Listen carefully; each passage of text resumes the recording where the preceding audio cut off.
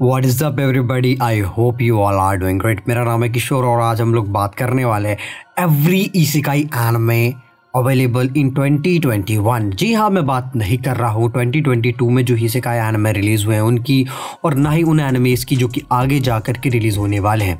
इस वीडियो में जितने भी एनिमे हैं वो सारे के सारे इसेकाई एनिमे हैं, और 2021 में जितने भी इसेकाई एनिमे रिलीज़ हुए हैं मैंने उन सारे इसेकाई एनिमेस को एक ही वीडियो में रखा है, ताकि अगर इसमें अलग अलग पार्ट्स में बनाता तो कुछ मज़ा नहीं आता। इसलिए मैंने क्या करा, सारे के सारे एनिमेस को उठाया, उनके ऊपर रिसर्च करी या फिर उनका पहला से दूसरा एपिसोड देखा, उनके ऊपर जो लिखना था वो लिखा और आपके सामने प्रेजेंट कर रहा हूँ।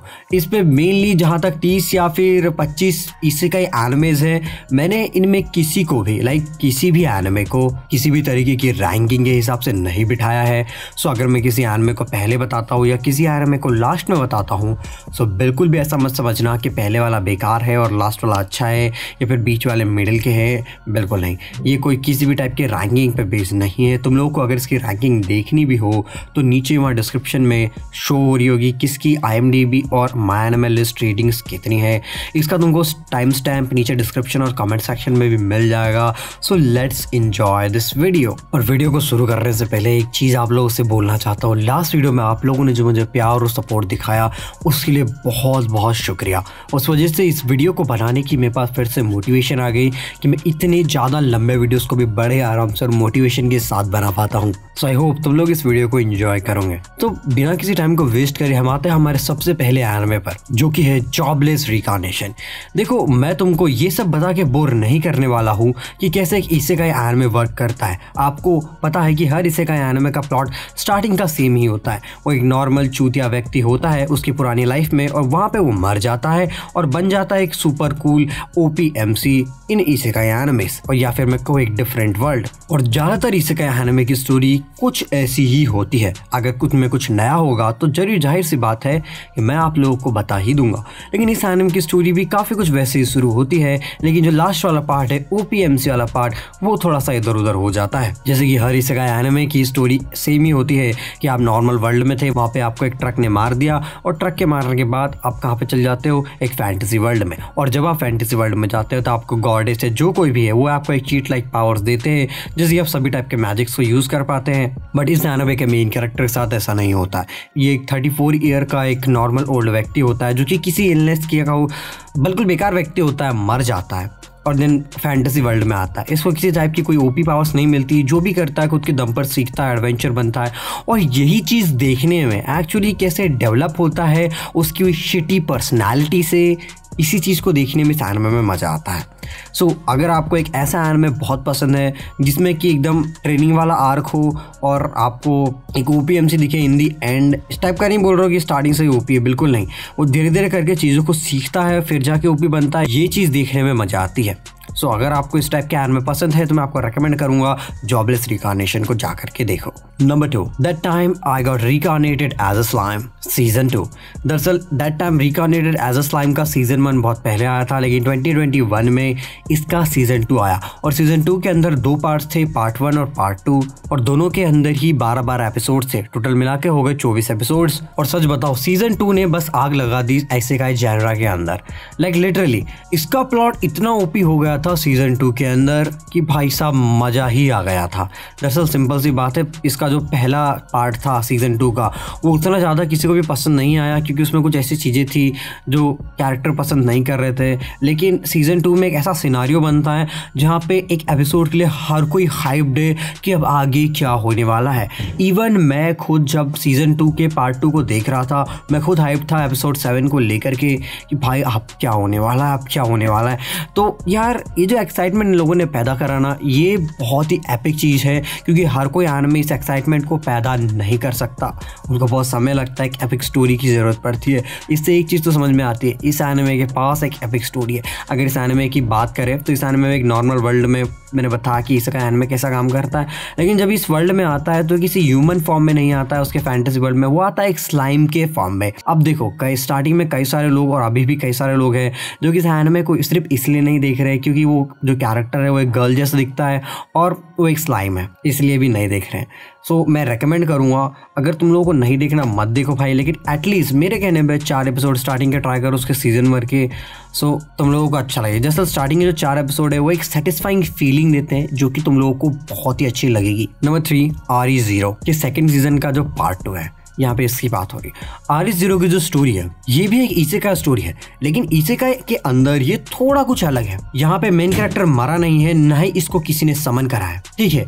ये अनचाहे में टोटली ट्रांसपोर्ट हो गया है एक इसेकाई वर्ल्ड में, और ना ही किसी ओपी एनिमे की तरह इसके अंदर जो हमारा मेन कैरेक्टर है वो ओपी है, ऐसा बिल्कुल भी नहीं है। इस एनिमे में आपको जो भी देखने को मिलेगा वो एक यूं समझ लो slice of life plus fantasy plus mysterious purpose से मिलेगा। मतलब हर चीज के अंदर एक मिस्ट्री है, कैसे 7 विचेस और इस जो मेन कैरेक्टर उसके अंदर जो पावर्स है वो बहुत एपिक है। अगर तुमने इस एनिमे को नहीं देखा है, मैं रेकमेंड करूंगा एक बार जाके ट्राई करो। इसकी स्टोरी आपको किसी भी इसेकाई एनिमे से कहीं ज्यादा अच्छी लगेगी। Number 4 rid of the healer. ये एक ऐसा एनिमे है जिसकी मैंने कभी उम्मीद नहीं करी थी कि इसका एनिमेशन बनेगा। असल में मांगास बहुत पढ़ता हूँ, रेड ऑफ द हीलर को मैं पहले ही पढ़ चुका हूँ। सो मुझे पता था कि इसके जैसा जो प्योर R-rated एनिमे 18+ उसका नहीं बन सकता यार, ऐसा मैंने सोचा था। बट क्या कह सकते यार, कुछ लोगों को चीज़ें पसंद, जैसे मेरे को मांगा पसंद आई थी वैसे एनिमे भी लोगों को पसंद आया। सो बेसिकली बात है, जब इसका एनिमेशन बना बहुत सारे लोगों को पता नहीं था क्या है, और वो अचानक से देखने चले गए। कई सारे जो 13+ बच्चे थे वो भी देखने चले गए। बट स्टिल मैं बता दूँ, it's a completely 18+ anime where lot of things are related to SEX and harem, ecchi and the story. जो पूरी स्टोरी है ये पूरी रिवेंज के ऊपर बेस्ड है कि कैसे हमारा मेन कैरेक्टर उसकी पुरानी पार्टी के ऊपर रिवेंज लेता है और एक प्रिंसेस के ऊपर रिवेंज लेता है। और सच बताओ, इसका जो रिवेंज का तरीका है मुझे काइंड ऑफ सेटिस्फाइंग लगा। अब तुम लोग सोचेंगे भाई you have a really रॉटन mind, but still मुझे सेटिस्फाइंग लगा। सो अगर तुम लोग ने रेड ऑफ द हीलर नहीं देखा, मैं रिकमेंड करूंगा जाकर के चेकआउट करो, पर फिर भी बोलूंगा आपका 18+ होना बहुत जरूरी है, क्योंकि 13 वालों के लिए बिल्कुल भी नहीं है। So I am a spider, so what. देखो आप लोगों ने I got reincarnated as a slime देखा है? यस, उसमें वो स्लाइम बन के आता है। इस एनिमे में वो स्पाइडर बन के आता है, कोई दूसरा कैरेक्टर। यहाँ पे थोड़ी सी चीजें डिफरेंट है, बाकी जो कॉन्सेप्ट मुझे लगा वो सेम था, ठीक है। बट स्टिल ये एनिमे स्लाइम वाले एनिमे से बिल्कुल ही डिफरेंट है। स्टार्टिंग का कॉन्सेप्ट इनका सेम है कि वो ह्यूमन नहीं, एक नॉन ह्यूमन बन के दूसरे वर्ल्ड में ट्रांसपोर्ट होते हैं। बस हमारे जिसमें स्पाइडर है वो एक गर्ल होती है स्टार्टिंग से ही। सो अगर आपको एक एनिमे चाहिए जो कि एकदम I got reincarnated as a slime जैसा हो या उसकी जैसी स्टोरी अपने पास रखता हो, सो तुम लोग इस एनिमे को एक बार चेकआउट कर सकते हो। इसकी स्टोरी भी काफी सिमिलर है I got reincarnated as a slime से। काफी, मैंने कहा सिर्फ काफी, प्योरली सिमिलर नहीं है, बहुत सारी चीजें डिफरेंट है और दोनों के पास बिल्कुल ही डिफरेंट पावर्स भी है। सो अगर तुम लोग बोर हो चुके हो, कुछ अच्छा देखने के लिए नहीं है और तुमने I got reincarnated as a slime already देख चुका है, सो तुम लोग इस स्टोरी को चेकआउट कर सकते हो। आप लोगों को बहुत ही अच्छी लगेगी ये story. Number 6 the hidden dungeon only I can enter. So ये एनिमे मैं ये नहीं कहूँगा कि इसमें कोई इसेकाई होता है, बट बिकॉज ये फैंटेसी से रिलेटेड है और ऐसा फील होता है कि एक इसेकाई एनिमे है, इसलिए मैं आप लोगों को इसको रेकमेंड कर रहा हूँ। सो इसकी स्टोरी कुछ ऐसी है कि हमारा जो मेन कैरेक्टर है वो एक नोबल है और नोबल्स के अंदर भी एक पीस ऑफ शिट है। इसका मतलब इसको सारे जो नोबल्स है वो सब इसको एज अ गार्बेज ट्रीट करते हैं, लेकिन इसके पास रहती है एक बहुत ही rare ability to connect with the voice of all things कहूँ या फिर मैं कहूँ द ग्रेट सेज। एक ऐसी एंटिटी जिसके पास हर कोई आंसर है, चाहे तुम उससे किसी भी टाइप का सवाल पूछो। अब क्योंकि इसको सारे नोबल्स एक एज अ गार्बेज ट्रीट करते हैं, सो डिसाइड करता है हीरो अकेडमी को ज्वाइन करने का। और जब ये हीरो अकेडमी को ज्वाइन करता है तब वहाँ पे इसको बनना होता है द स्ट्रॉन्गेस्ट, और अगर इसको स्ट्रॉन्ग बनना है तो वो क्या करता है, ग्रेट सेज से पूछता है कि वो स्ट्रॉन्ग कैसे बने। तो ग्रेट सेज या फिर मैं कहूँ वॉइस ऑफ ऑल थिंग है, वो उसको रिकमेंड करती है जो माउंटेन के अंदर एक हिडन डंजन है वहाँ पर जाए और उसको एक्सप्लोर करे। सो ये उस डंजन की बात हो रही है इसके टाइटल से, एंड वहाँ पर इसको जा करके मिलती है एक लड़की जो कि वहाँ पर कैद होती है जिसका नाम होता है ओलिविया। अब वो इस लड़के को ऐसी कुछ पावर्स देती है जो कि वर्चुअली कंट्रोल कर सकता है रियलिटी को, और it's a ridiculous OP power.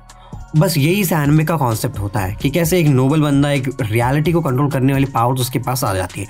और इस एनिमे के अंदर तुमको बहुत सारी फैन सर्विस देखने को मिलेगी। सो मैं रेकमेंड करूँगा तुम लोग जाकर चेकआउट कर सकते हो, और तुमको पसंद आता है ठीक नहीं आता तो तुम्हारे ऊपर डिपेंड करता है। एनिमे थोड़ा सा जो इसेकाई और फैंटेसी है उसमें ऐसा मिक्स है, सो अच्छा लगे तो ठीक है, वरना कोई बात नहीं है। Number 7 XR। सो अगर आप एक ऐसे बंदे हो जिसको एक बहुत ही ज़्यादा एक्शन पैक्ड इसेकाई एनिमे पसंद है और थोड़ा सा मैका से रिलेटेड होना चाहिए, सो XR आपके लिए है। XR की स्टोरी बहुत ही सिंपल है। ऐसा होता है कि 14 ईयर ओल्ड व्यक्ति 2014 में एक ट्रक से टकरा कर मर जाता है। देन सडनली जब वो उसका होश आता है तो देखता है कि एक मशीन के अंदर है, वो मशीन है the product of mass destruction, और उस मशीन को बोला जाता है द एक्स आर्म। और दरअसल इसमें कोई फैंटेसी या कोई इसी नहीं हुआ है, वो उसी वर्ल्ड में है, बस उस वर्ल्ड के फ्यूचर में यानी 16 ईयर्स बाद बहुत सारी चीज़ें चेंज हो चुकी है। बट बेसिकली बात ये होती है कि जो उस मशीन में है वो एक मास डिस्ट्रक्शन मशीन है, और इस वक्त में वो एक एनिमी शिप में है, और वहाँ से उसको एस्केप करना है 3 और लोगों के साथ में। सो यहाँ पर आपको जितना भी चीज़ें देखने मिलेगी वो एकदम साइंस फिक्शन वाली चीज़ें हैं, और सच में ये एक एक्शन पैक्ड एनिमे के नाम से बहुत अच्छा है। इसकी एनिमेशन क्वालिटी मेरे को उतनी पसंद नहीं आई, बट स्टिल ये एनिमे की स्टोरी बहुत अच्छी है। मैंने क्योंकि इसकी मांगा पढ़ी है, so I really like the story. Number 8, how not to summon a demon lord season 2। So अगर आपने how not to summon a demon lord देखा है, जो कि बहुत पहले आता है, आई थिंक 2017 या 2014 में, ये एनिमे की स्टोरी बहुत सिंपल रहती है कि एक बंदा होता है जो कि क्या कर रहा होता है, अपना गेम खेल रहा होता है। जैसे कि ओवरलॉर्ड के अंदर अगर आपने देखा, वो उसका फेवरेट गेम खेल रहा होता है, वहाँ पे वो स्ट्रॉन्गेस्ट कैरेक्टर होता है पूरा मैक्स आउट लेवल करके, और वो उसके चेयर पे बैठा होता है उसके गेम के अंदर, और देखता है कि गेम बंद होने वाला है, जैसे कि ओवरलॉर्ड में होता है। देन सडनली कुछ ऐसा होता है कि उसका जो पूरा गेम है, मतलब जो वो पूरा व्यक्ति है, वो समन हो जाता है दूसरे वर्ल्ड में, और जब वो दूसरे वर्ल्ड में समन होता है तो उसको एक नया नाम मिल जाता है द डीमन लॉर्ड, या फिर मैं कहूँ डियाब्लो, और जो 2 गर्ल्स उसको समन करती है वो बन जाती है इसकी स्लेव्स। सो अगर आपको एक ऐसा एनिमे पसंद है जिसमें बहुत सारी फैन सर्विस हो, ओपी मैजिक हो, और बहुत सारे रिडिकुलस अमाउंट ऑफ कैरेक्टर्स हो, this anime is for you. देखो ज़्यादा डिटेल में नहीं जाऊँगा क्योंकि मेरे को उसकी स्टोरी बहुत सिटी लगी, बट स्टिल क्योंकि ये इसेकाई एनिमे है, सो आप लोगों के सामने मैंने रखा है। तुम लोगों को अच्छा लगता है तो तुम लोग जा करके चेकआउट जरूर कर सकते हो। Number 9, how realistic hero rebuild the kingdom. So इसकी स्टोरी कुछ ऐसी रहती है, एक हमारा नॉर्मल बंदा रहता है अपने नॉर्मल वर्ल्ड में, वहाँ से इसको समन कर लेते हैं एक फैंटेसी वर्ल्ड में। अब जो फैंटेसी वर्ल्ड में समन करा है ना, ये डीमन लॉर्ड से लड़ने के लिए नहीं या किसी आर्मी से लड़ने के लिए नहीं समन करा गया है, इसको समन करा गया है सिंपली उसके जो मतलब कंट्री है उसको बचाने के लिए। वहाँ पे ऐसी बहुत सारी कंट्रीज है, और एक है नोबल हाईलैंड्स के, या फिर मेरे को एक बिल्कुल ही प्रेस्टीज कंट्री जो कि दूसरी कंट्रीज पे कब्जा कर रही है। भाई रियली डिस्कस्टिंग मीन। सो इस हीरो को उस कंट्री में शमन करा जाता है क्योंकि उस कंट्री में बहुत सारी प्रॉब्लम्स है, लाइक बहुत सारे लोग भूखे मर रहे हैं, कंट्री में पैसा नहीं है, कंट्री की मिलिट्री पावर ज़्यादा नहीं है, इसलिए इस हीरो को समन करा जाता है। अब हीरो को क्यों समन करा जाता है, ये एक बहुत ही सीक्रेटी और मिस्टीरियस थिंग है। तुम लोग अगर इस एनिमे को देखोगे तो तुम लोगों को पता ज़रूर चल जाएगा, बट मुझे ये चीज़ बहुत पसंद आई कि इसमें जो भी होता है बहुत सेटिस्फाइंग लगता है एक्चुअली। सो कैसे हीरो वहाँ का नया किंग बनता है और कैसे उस कंट्री को कंट्रोल करता है, उसका एक मेजर पावर बन जाता है धीरे धीरे करके, ये देखने में यार मज़ा आ जाता है एक्चुअली। जो वर्ल्ड बिल्डिंग टाइप के जो एनिमेज होते हैं वो देखने में लिटरली बहुत मज़ा आता है। सो अगर आपको एक वर्ल्ड बिल्डिंग टाइप का एनिमे देखना है, so this is anime for you. Number 10, spirit chronicles. So basically this anime is R-rated, like really इसमें तुमको चाइल्ड अब्यूज़ देखने को मिलेगा, रिवेंज देखने को मिलेगा, purely R-rated sex and lots of things. लेकिन मैं फिर भी रेकमेंड करूंगा इस एनिमे को देखने के लिए क्योंकि इस एनिमे की स्टोरी इतनी ज़्यादा सेटिस्फाइंग है, इतनी ज़्यादा इंटरेस्टिंग है और इतनी ज़्यादा मतलब गूज़बम्स पैदा करती है कि लिटरली आपको मज़ा आ जाएगा। इस एनिमे की स्टोरी बहुत ही सिंपल वे में स्टार्ट होती है। एक नॉर्मल इसेकाई व्यक्ति उसके नॉर्मल वर्ल्ड से एक्सीडेंट में मर के नए वर्ल्ड में आ जाता है। अब यहाँ पर चीज़ें चेंज हो जाती है, उसको कोई ओपी एबिलिटीज़ नहीं मिलती है, बस उसके पास एक बर्निंग पैशन ऑफ रिवेंज, वो रिवेंज लेना चाहता है उसके मॉम के मर्डर्स पे। सो यहाँ पर जो स्टोरी है ना वो उसकी पीक पकड़ती है और यहाँ से जो स्टोरी आगे बढ़ती है प्रिंसेस को लेकर के, किडनैपिंग को लेकर के, टॉर्चर को लेकर के, ये देख करके भाई साहब मज़ा आ जाता है। और मैं रेकमेंड करूंगा कि कोई भी एनिमे नहीं सही इस लिस्ट में, बस इस एनिमे के स्टार्टिंग के 2 या 3 एपिसोड्स को जरूर चेकआउट करें। यह एनिमे थोड़ी सी स्टोरी और एनिमेशन आपको थोड़ा सा ग्लिची फील हो सकता है, बट अगर स्टोरी आपको थोड़ी सी जम गई ना, सो सही बोल रहा हूँ, आप एनिमे खत्म होने के बाद इसकी मांगा भी पढ़ लोगे, इसकी नॉवल भी पढ़ लोगे, क्योंकि मैंने ऐसा करा है। मैं इसकी मांगा पढ़ रहा था, मांगा पढ़ते पढ़ते मेरे को इतनी अच्छी लगी स्टोरी कि मैं जा करके सीधा नॉवल पढ़ ली। सोच रहे हो अगर कोई मांगा आर्टिस्ट या कोई एनिमे वाला बंदा डायरेक्ट जाके इस चीज़ की नॉवल पढ़ लेना, मतलब इसकी स्टोरी इतनी एपिक है कि भाई वो किसी भी फॉर्मेट में देख करके समझ लेगा। अगर मैं इसकी स्टोरी के बारे में आपको इससे ज़्यादा कुछ रिवील करता हूँ, ऐसा समझ लो कि मैं आपको पूरी तरीके से स्पॉइल कर रहा होगा, क्योंकि इसका एक एक कॉन्सेप्ट किसी न किसी मिस्ट्री से रिलेटेड है और भाई पूरा जो फैंटेसी वर्ल्ड है वो तो एपिक लगता ही है। तो मैं रेकमेंड करूंगा जाकर के इस एनिमे को बिल्कुल में मोस्ट में चेकआउट करो। Number 11 the dungeon of black company. देखो ये एनिमे मेरे को उतना ज़्यादा पसंद नहीं आया, लेकिन फिर भी अच्छा था। जैसे में क्या होता है, एक नॉर्मल बंदा हमारे वर्ल्ड से इस वाले वर्ल्ड में आता है, पर ये यहाँ पे इसको कोई ओपी एबिलिटीज़ नहीं मिली है। ये बन जाता है एक ब्लैक कंपनी का स्लेव इन दी फैंटेसी वर्ल्ड। अब वो कैसे उसकी स्लेव बन करके कैसे उसकी रैंकिंग्स को आगे बढ़ाता है, कैसे उसकी पावर्स को गेन करता है, कैसे वो क्या क्या करता है, एक्चुअली ये देखना इस चीज़ के अंदर सेटिस्फाइंग लगता है। और मुझे कुछ कॉन्सेप्ट पसंद नहीं आए, बाकी एनिमेशन जो था मुझे अच्छा लगा, थोड़ा सा एची था, मुझे अच्छा लगा। और ये बहुत ही अच्छा एनिमे है। और सबसे अच्छी लगी मेरे को इसकी मांगा। तुम चाहो तो मांगा को ज़्यादा अच्छे से चेकआउट कर सकते हो, बट स्टिल अगर तुम एक एनिमे वॉचर हो तो इस एनिमे को देखो, अच्छी लगी तो मांगा भी पढ़ो। Number 13 cheat pharmacist slow life making a drug store in another world. So इस एनिमे की स्टोरी बहुत ही सिंपल है। बेसिकली क्या होता है कि नॉर्मल वर्ल्ड है जो हमारा वर्ल्ड है, इसमें कंपनी का स्लेव होता है दिन रात काम करना, और अचानक ये उस काम करते करते मर जाता है और एक नए वर्ल्ड में आ जाता है। अब नए वर्ल्ड में आने पर इसको कोई ओपी एबिलिटी नहीं मिलती, इसको पावर मिलती है super human knowledge of pharmacy. उसको फार्मेसी की बहुत ही तगड़ी नॉलेज मिल जाती है। सो डिसाइड करता है कि एक स्लो लाइफ जिएगा उस वर्ल्ड में। वहाँ पे एक गांव में क्या करता है, एक फार्मेसी एक ड्रग स्टोर खोलता है और उसकी स्लो लाइफ को एंजॉय कर रहा होता है। सो बस यही इसकी पूरी स्टोरी है। इसमें कोई खास चीज़ नहीं है। इसमें आपको फैन सर्विस देखने को मिलेगी जैसे कि हर इसेकाई एनिमे में होता है।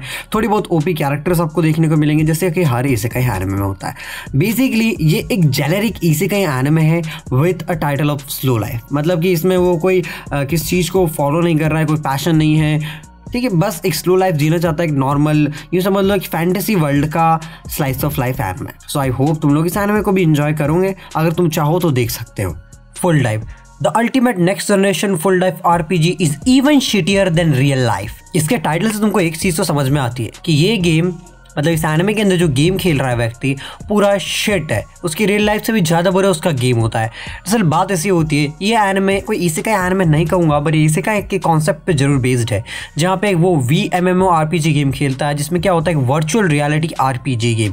जो RPG का मतलब तो आप समझते ही होंगे, जैसे गेंशिन इम्पैक्ट और दूसरे गेम्स है जहाँ पे आप अपने कैरेक्टर को बिल्ड करते हो, और वर्चुअल यानी वो वर्चुअली बिल्ड करता है एक VR हेडसेट को पहन करके। अब ये जो वर्ल्ड है, यहाँ पे VR गेम्स बहुत ज़्यादा पॉपुलर है और बहुत सारी चीज़ें हैं, लेकिन वहाँ पे एक गेम है जिसका नाम है किवामे क्वेस्ट। और ये गेम दरअसल एकदम पीक पे होता है VMMORPG गेम्स के। देन सडनली कुछ होता है 10 साल पहले और सब कुछ इधर उधर बिगड़ जाता है। ये गेम बहुत ही शिटी लाइफ बन जाती है अगर कोई इस गेम को खेलता है तो। जाहिर सी बात है, हमारे मेन कैरेक्टर की लाइफ ऑलरेडी बहुत ज़्यादा शिटी होती है, और जब वो इस गेम को खेलता है तो वो रियलाइज़ करता है कि मेरी लाइफ से ज़्यादा शिटी ये गेम है, और ऐसी ही कुछ स्टोरी होती है। दरअसल गेम में इसके साथ होता है ऐसा है कि जब ये गेम में जाता है तब बहुत सारे मिसफॉर्च्यून इसके ऊपर पड़ते हैं, और ये बस ऐसा ही पूरी स्टोरी चलती है। इसकी ज़्यादा रेटिंग भी नहीं है और उतना ज़्यादा अच्छा भी नहीं है, बट एनिमेशन और स्टोरी के हिसाब से, टाइम पास करने के हिसाब से आप बिल्कुल इस एनिमे को देख सकते हो। Number 14 other side picnic. So इसका जापानीज नेम तुमको नीचे दिख रहा होगा। अब बात ऐसी है इस एनिमे में, ये एनिमे का जो कॉन्सेप्ट है वो एक अदर वर्ल्ड पे बेस्ड है। यहाँ पे ऐसा होता है कि हमारा जो नॉर्मल वर्ल्ड है, इसी में बहुत सारे लोगों को ये चीज़ पता है कि अदर वर्ल्ड एग्जिस्ट करता है, पर कॉमन फ्लॉक्स जो है, जो कॉमन लोग हैं, उन लोगों को ये बात बिल्कुल पता नहीं होती है। जो कुछ स्पेशल गिने चुने लोग होते हैं उनको ये बातें पता होती है। अब इन उस अदर वर्ल्ड में जाने के लिए आपको ढूंढने होते हैं पोर्टल, और पोर्टल वो कहीं पर भी हो सकता है, किसी रैंडम एलिवेटर में, किसी श्राइन में, या कहीं पर भी। सो ऐसी हमारी एक गर्ल होती है जो कि क्या करती है, एक पोर्टल को ढूंढती है, क्योंकि लाइफ में हर चीज़ को गिव अप कर चुकी है और अब नए फ्रेंड्स को बनाना चाहती है। सो एक नए वर्ल्ड में जाने का सोचती है जहाँ पे बहुत सारे डेंजर होंगे, एक बहुत ही अच्छा इन्वायरमेंट होगा, नए लोग होंगे मिलने के लिए। सो ऐसा ही होता है, हमारे जो मेन कैरेक्टर होती है वो कुछ नए वर्ल्ड्स में जाती है। वो पोर्टल जब ढूंढ लेती है, नए वर्ल्ड में जाती है, वहाँ पे उसको एक और गर्ल मिलती है और वो दोनों फ्रेंड्स बन जाते हैं। ये थोड़ी लवी डवी टाइप की स्टोरी है। सो अगर तुम चाहो तो यार देख सकते हो। थोड़ा स्लाइस ऑफ लाइफ, थोड़ा ओपी कुछ नहीं मिलने वाला है तुमको, उतनी ज़्यादा अच्छी स्टोरी नहीं है, बट स्टिल एनिमेशन फिर भी ठीक ठाक है। चाहो तो जब बिल्कुल चेकआउट कर सकते हो। ये है लॉग होराइजन का 3rd सीज़न। लॉग होराइजन के इससे पहले 2 सीजन्स आ चुके हैं, और बहुत सारे लोग लॉग होराइजन जैसे सीरीज़ बहुत ही ज़्यादा पसंद करते हैं, बिकॉज इसकी स्टोरी एक नॉर्मल इसेकाई की तरह बिल्कुल भी नहीं है। इसमें क्या होता है, बहुत सारे जो लोग होते हैं वो सडनली ट्रांसपोर्ट हो जाते हैं, या मैं कहूँ अल्टीमेटली ट्रांसफर हो जाते हैं गेम के अंदर। वो ऑलरेडी उस गेम को खेल रहे होते हैं, लेकिन फिर लोग रियलाइज़ करते हैं कि अब वो गेम नहीं रहा, वो रियलिटी बन चुकी है, वो लोग लॉग आउट नहीं कर सकते हैं, और लॉग आउट करना तो उनके पास कोई ऑप्शन होता है। सो जब ये सब कुछ रियलाइज़ करने के बाद वो वहीं पर जितने लोग हैं उनके साथ में चीज़ों को डेवलप करना शुरू करते हैं, एक्सप्लोर करना शुरू करते हैं, जो नया वर्ल्ड है उनके सामने, उस चीज़ की मिस्ट्री को यहाँ पे कैसे आए, इस चीज़ की मिस्ट्री को सॉल्व करने की कोशिश करते रहते हो। और इसमें जो पूरा कॉन्सेप्ट है वो एकदम मिस्ट्रीज़ के अकॉर्डिंग है, बहुत सारा सेटिस्फाइंग फैक्ट्स है, बहुत सारे ओपी कैरेक्टर्स है, और ये सब कुछ देखने में बहुत मज़ा आता है। और इसी एनिमे का इस साल हमको मिला 3rd सीजन। तुम लोग चाहो तो इस एनिमे को चेकआउट कर सकते हो। कॉम्बेटेंट्स विल बी डिस्पैच्ड। देखो ये एनिमे मैं अभी से बोल रहा हूँ 18+ है। इसमें बहुत सारी ऐसी चीज़ें जो कि बिल्कुल बच्चों को नहीं देखनी चाहिए। अब इसमें बात ऐसी है कि ये जो एनिमे है ना, इसका एक सिंपल सा प्लॉट ये रहता है, हमारा मेन कैरेक्टर एक ऑर्गेनाइजेशन के लिए वर्क कर रहा है और वो ऑर्गेनाइजेशन इसको ऑर्डर देती है to capture the entire known universe. और ये चीज़ करने के लिए वो क्या एकदम से हाँ कर देता है, बहुत ज़्यादा आर्गेंट हो जाता है, बहुत ज़्यादा घमंड आ जाता है भाई को कि उसकी जो स्किल्स है वो बहुत ही ज़्यादा सुपर्ब है। लेकिन चीज़ धीरे धीरे इसको पता चलता है कि ऐसा कुछ भी नहीं है। और यहाँ पर जो मेन चीज़ें आती है, ये मतलब सिर्फ उसका जो ऑर्डर, जो उसको कंपनी से ऑर्डर मिला होता है, सिर्फ उस चीज़ के बारे में नहीं, इसके खुद के भी कुछ मोटिव्स होते हैं जिसको कि कंप्लीट करता रहता है बीच बीच में। और पूरे इंटायर सीरीज़ में मेरे को बहुत मज़ा आया, बहुत ज़्यादा फ़नी थी, बहुत ज़्यादा ईची थी, और लिटिल स्टोरी भी अच्छी लगी, एनिमेशन भी ठीक ठाक था। सो तुम चाहते हो एक बिल्कुल ही ईची, एक बिल्कुल ही फ़नी और बिल्कुल ही अलग लेवल की स्टोरी को देखना, this is for you. But still इसकी रेटिंग उतनी अच्छी नहीं है IMDb पे भी और माय एनिमे लिस्ट पे भी, फिर भी तुम लोग चाहो तो चेकआउट कर सकते हो। ठीक ठाक एनिमे मैं इसको कहूँगा। The saint's magic power is omnipotent. So इस एनिमे की स्टोरी एक गर्ल के ऊपर बेस्ड है। होता क्या है, एक जो नॉर्मल हमारा फैंटेसी वर्ल्ड रहता है, वहाँ के किंगडम में बहुत सारे मॉन्स्टर्स होते हैं और वो मॉन्स्टर्स ऑफ वर्ल्ड को मतलब एंड करने वाले होते हैं। तो वो लोग क्या करते हैं, एक बहुत ही ओमनीपोटेंट बीइंग को दूसरे वर्ल्ड से समन करने के लिए एक समनिंग रिचुअल करते हैं, जहाँ पे वो क्या करते हैं, सेंट को समन करते हैं। और जब वो लोग सेंट को समन करते रहते हैं तो वो एक्चुअली एक नहीं 2 सेंट्स को समन करते हैं। अब उनमें जो पहली वाली सेंट रहती है तो वो लोग रख लेते हैं, पर होता क्या है, जो दूसरी जो सेंट होती है हमारी, उसको वो लोग उसके डिसीजन पे छोड़ देते हैं। सो वो उसका काम करती रहती है, लेकिन धीरे धीरे चीज़ें पता चलती है बहुत सारी चीज़ों के बारे में, और बहुत सारी मिस्ट्रीज रिवील होती है, उस किंगडम का जो रूट बिहेवियर होता है, ये सब चीज़ों के बारे में। और ये स्टोरी में उतना कुछ खास है नहीं देखने लायक, एक कोई ज़्यादा अच्छी इंटरेस्टिंग स्टोरी नहीं लगी मुझे। और फिर भी एक इसी का ही एनिमे था तो मैंने आप लोगों के सामने रखा है। चाहो, बिल्कुल चाहो तो देख सकते हो, वरना आपके ऊपर डिपेंड करता है कि आपको देखना है या फिर नहीं देखना है। मैंने देखो 2 या 3 एपिसोड के बाद इस एनिमे को छोड़ दिया था, क्योंकि मुझे इस एनिमे के अंदर कोई ज़्यादा मज़ा नहीं आ रहा था। ताकामिची मूनलाइट फैंटेसी। अगर मैं किसी इसेकाई एनिमे की बात करूं और बोलूं कि वो एनिमे बहुत ही अच्छा है, सो ये एनिमे उनमें से एक है। इस एनिमे की स्टोरी बहुत ही सिंपल होती है, थोड़ा सा मिस्टीरियस पार्ट है स्टार्टिंग में। होता क्या है, एक नॉर्मल स्टूडेंट जो कि एक आर्चरी में बहुत ही ज़्यादा अच्छा होता है, उसको समन कर लेती है गॉडेस उस वर्ल्ड के हीरो बनाने के लिए। लेकिन वो गॉडेस उसको फिर बाद में निकाल देती है, सिर्फ इसलिए क्योंकि वो बहुत ही अगली दिखता है। और इसकी वजह से उस गॉडेस उसको फेंक देती है और बोलती है कि मैंने एक दूसरा हीरो ढूंढ लिया है, अब आपकी कोई ज़रूरत नहीं है, तेरी कोई ज़रूरत नहीं है। लेकिन एक दूसरा गॉड होता है जो कि उसको संभाल लेता है और उसको अपनी कुछ पावर्स मेन कैरेक्टर उसको दे देता है।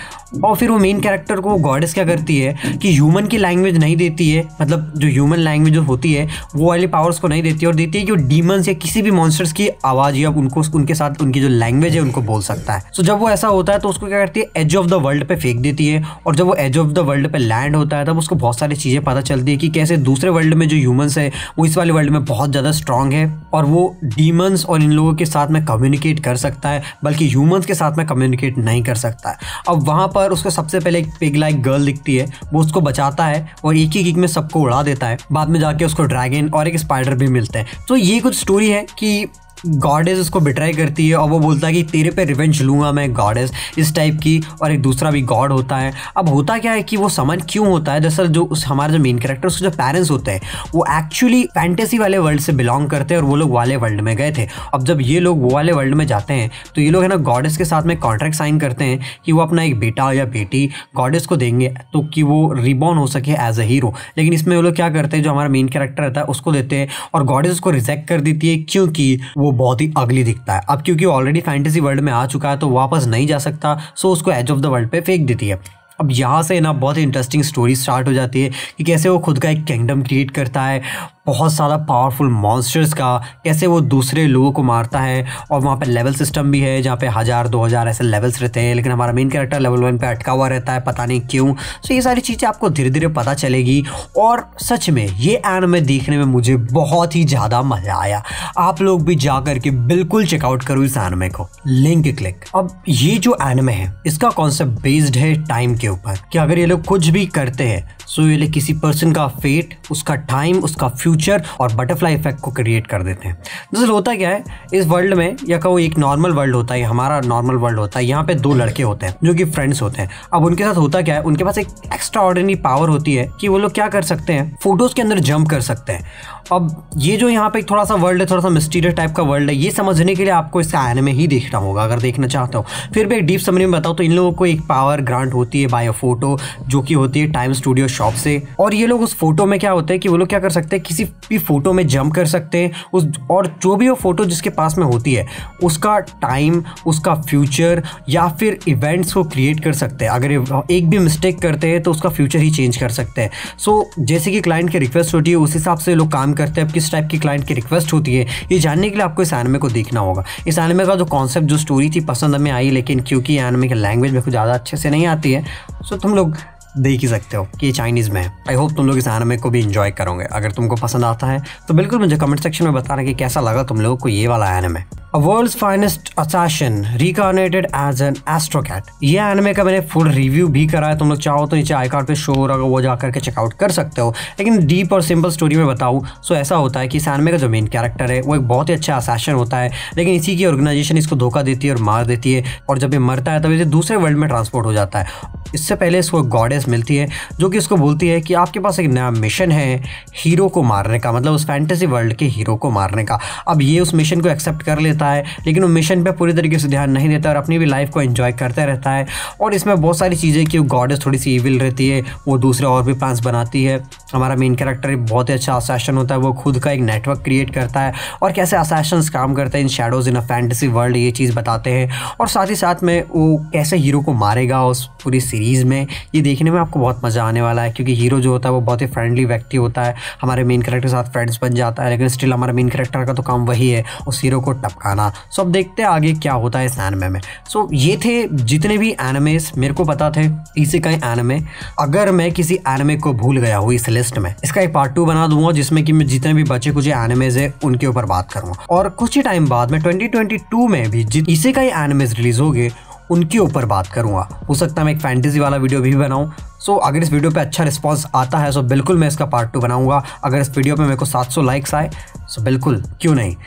सो आई होप तुम लोग इस वीडियो को अपने फ्रेंड्स के साथ शेयर करोगे और ऐसा ही सपोर्ट दिखाते रहोगे। Thank you. और जाने से पहले मैं बोलना चाहूँगा इस चैनल को जरूर सब्सक्राइब कर लेना, इस वीडियो को जरूर लाइक कर लेना, साथ ही साथ अपने फ्रेंड्स के साथ भी शेयर कर देना। सब मिलते हैं किसी नए वीडियो में किसी नए टॉपिक के साथ, तब तक के लिए बाय बाय।